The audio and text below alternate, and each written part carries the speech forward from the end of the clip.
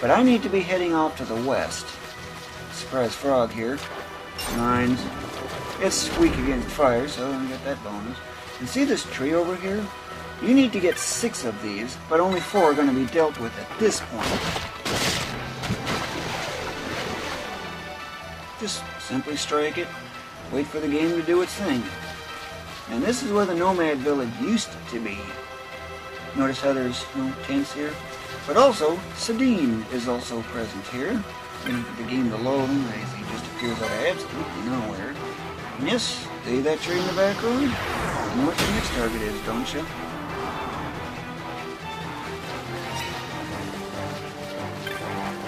Make sure you get it. One thing I don't kind of get, how can shooting that thing with an arrow end up doing that? Arrows are not really designed for that. A sword might make a little more sense, or something bulky, blunt, basically.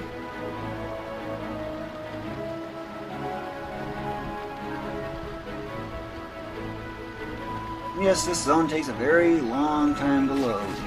Heavy rain in this zone. I'm gonna get a big ball elemental. Big ball elemental?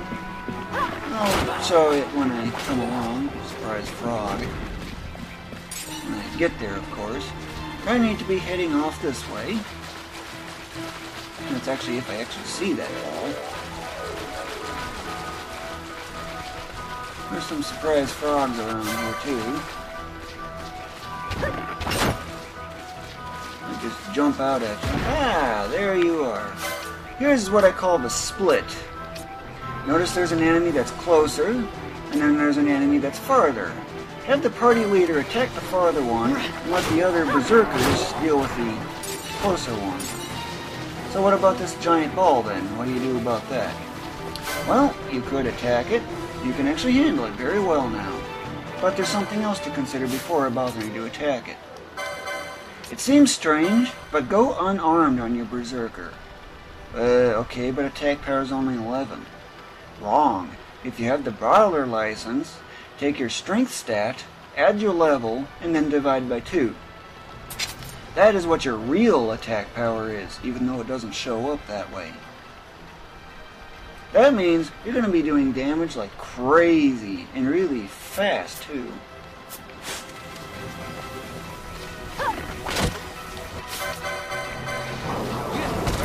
And do try to separate your characters if you all can. I'm going to have you berserk a certain someone. Berserk just had to expire at the worst of time.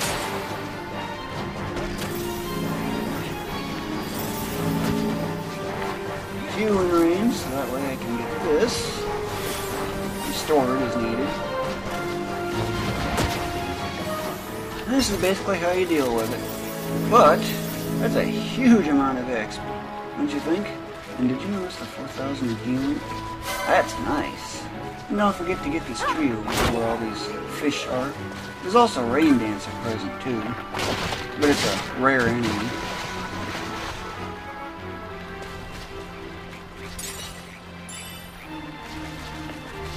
Now, when you're all done dealing with whatever, of course, one thing I just nearly forgot about is pop the burning bow back on.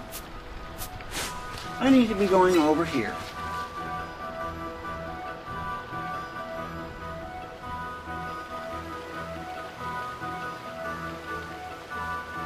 Before going any further, don't forget this hidden tree. It's a little off the way.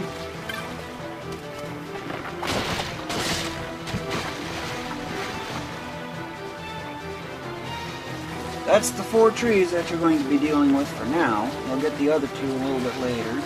Why even get the trees, you might be wondering. They're needed for a future hunt. And where's all the enemies at? That seems a little odd. There's actually a reason for that. A mark is present in this zone. And before reaching the end of this bridge, wait for your berserker to catch up. Because... 9s. 9s. That was quick, wasn't it?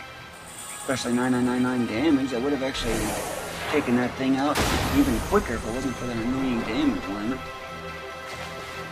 Croakadile's dealt with. Now it's back to the nomad village, or what it used to be anyhow, and just claim the bounty from Sardine. Kind of a long trek back, don't you think?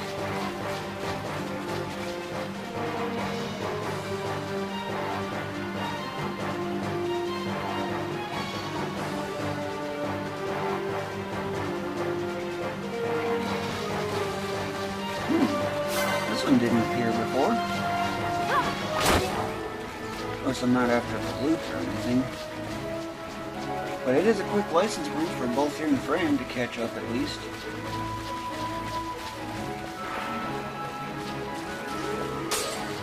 Berserker expired. 1 gil. What's the point of that chest being there, then? It's gotta be the most exciting chest ever.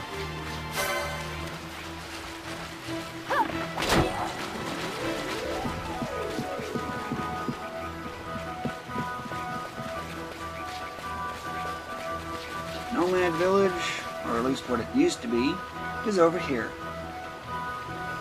Wait for the game to load Sardine. There we are.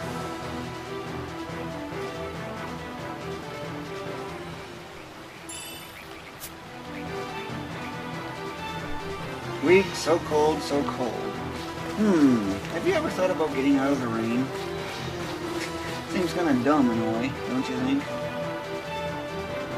Anyway, return to Rabanastre.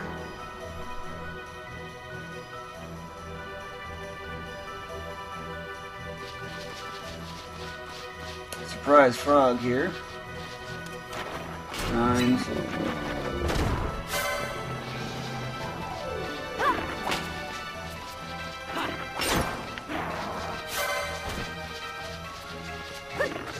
Kind of a split. Or exactly a real split as they often have it. These are just cheap license points for the most part.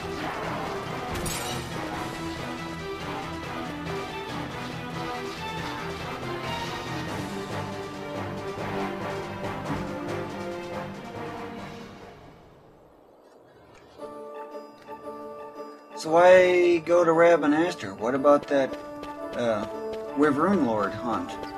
I'll be getting at that in a little bit too, but there's actually something different.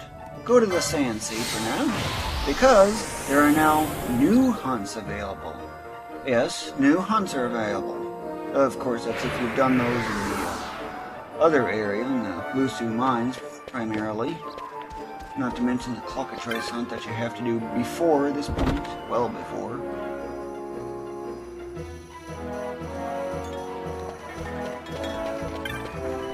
Hey, 3 new hunts, what do you know? This one I strongly recommend going after right away.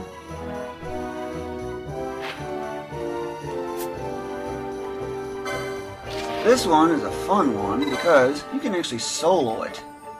It seems strange, but you can solo it without even getting hurt. And this one's a boring one. But it has to be done, all of them have to be done. Except for that one in Celados that requires extra story progress. But this petitioner just happens to be just so close, it's almost much like Gatsley. Not as close, still pretty close nonetheless.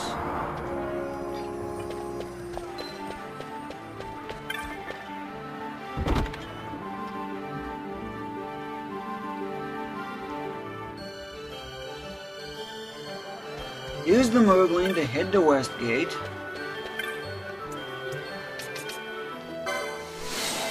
That's because Sorbet just happens to be here.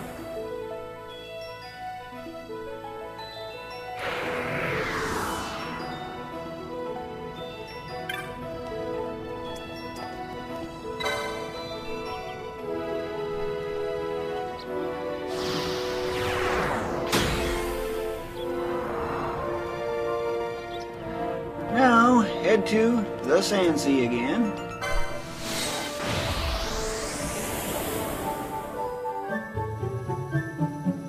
Why even go to the Sand Sea, you might be wondering.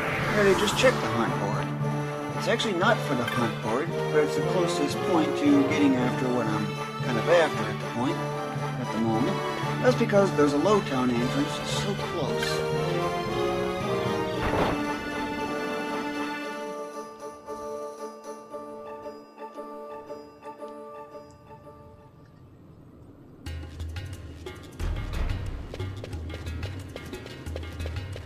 Now, if you're at all familiar with the 25 and 40 hour methods, you should definitely know where Garum Scythe water area is, right?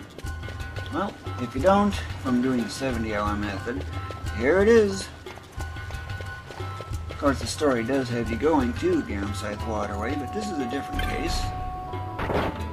In fact, if you've done the 25 hour method, you definitely will know the route, and then some. For the 40 hour method, it's just a slight extension on it. Slight extension. I'll explain when I get there.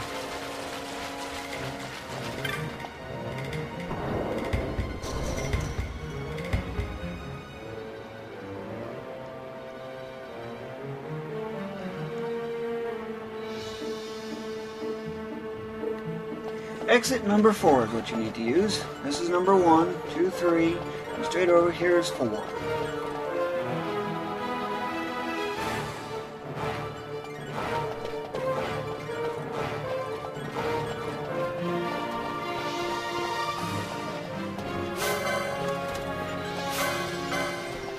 And there's a bug with the gambit system that's going to be taking effect. Ash's target is too far away.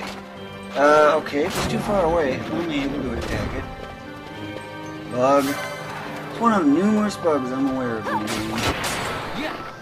Your berserker will do the bulk of the work for you, as far as damage goes. 9s.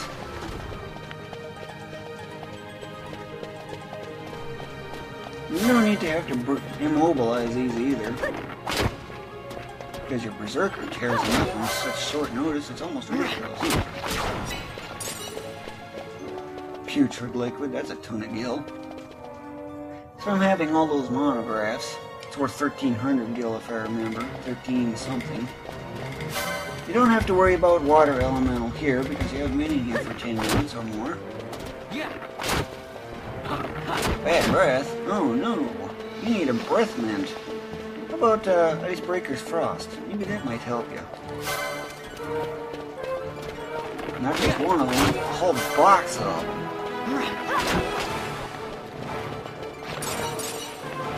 Right here is where the mark is. Just let your berserker do 9999 damage on a very frequent basis.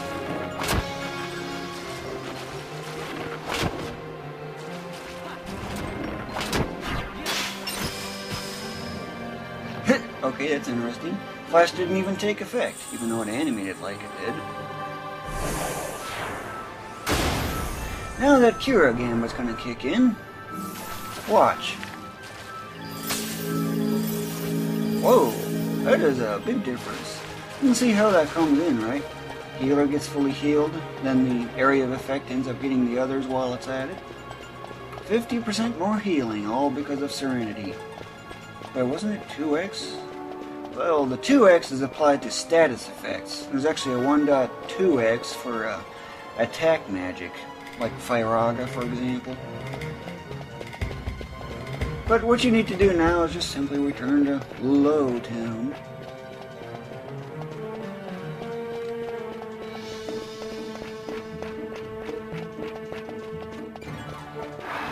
Sure seems vaguely familiar, doesn't it? Doing that 40-hour method and 25-hour method. Of course, you're not after resetting the enemies. I don't need to be in that side area. I'm after going back to Low Town.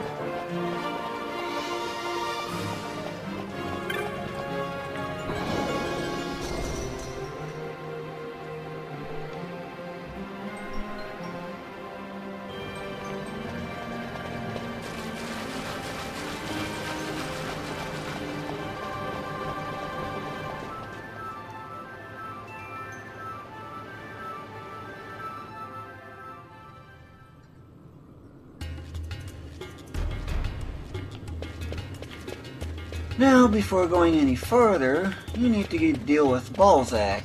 If you remember from the process in which you were trying to boost Bosch, the HP and MP from him, you might recognize this area. Particularly him. You might definitely recognize him.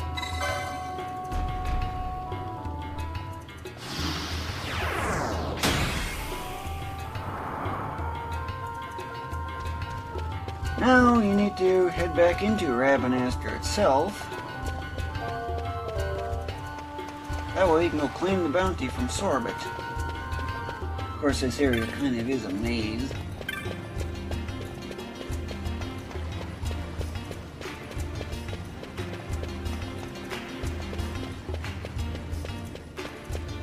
You can get that chest, but it's not really worth it. What good's a potion when your Kira does 4,000? That's even better than an X potion at its best. That really is something, don't you think?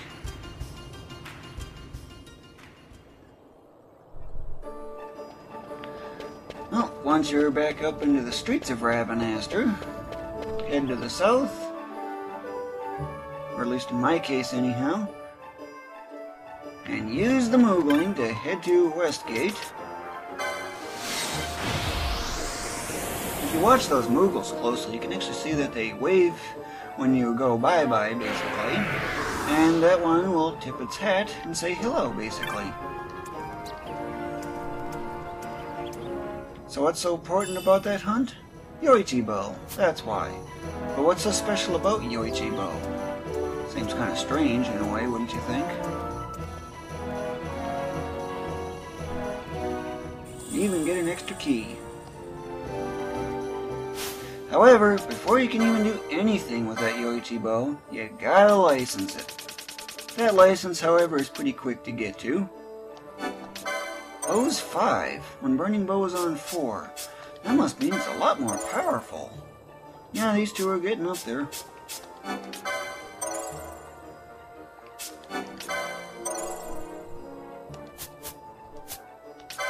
Now you might be thinking, wow, that's a pretty impressive boost. You might be thinking that it'd be wise to put it on your berserker.